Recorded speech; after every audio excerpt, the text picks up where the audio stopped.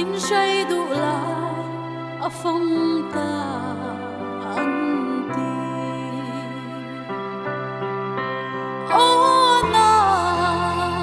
a boy e mai phong chang an kan phal mol lo che i chun le zo i u le nau te loai khinu bang zai re kan re thei lo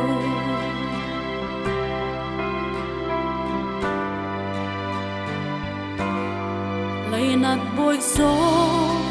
reng lo lo hia zol kho da ya i zal mo dam na run po bel man lo vi pia lei da ya sara i zam le sing i chan chu a toi lo e vui khát đắng in tông lệ i an có tân tông lệ la cái thiên lai na ki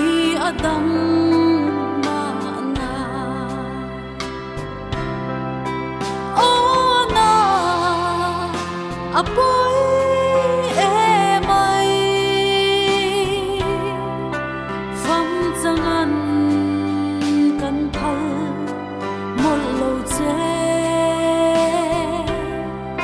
i chun le zo i u le nau te loai khinu bang zai re kan rel thei lo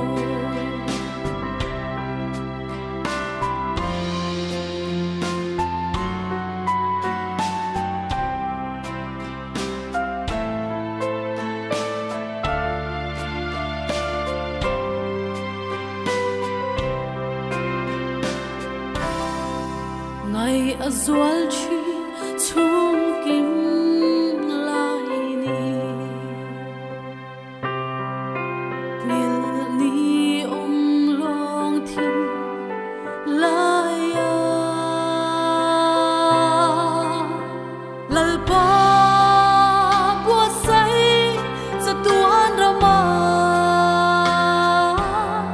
in tong le ang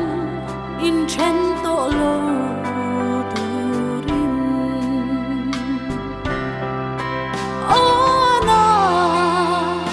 a boy e mai phong chang an kan phal mol lo che i chun le zo i u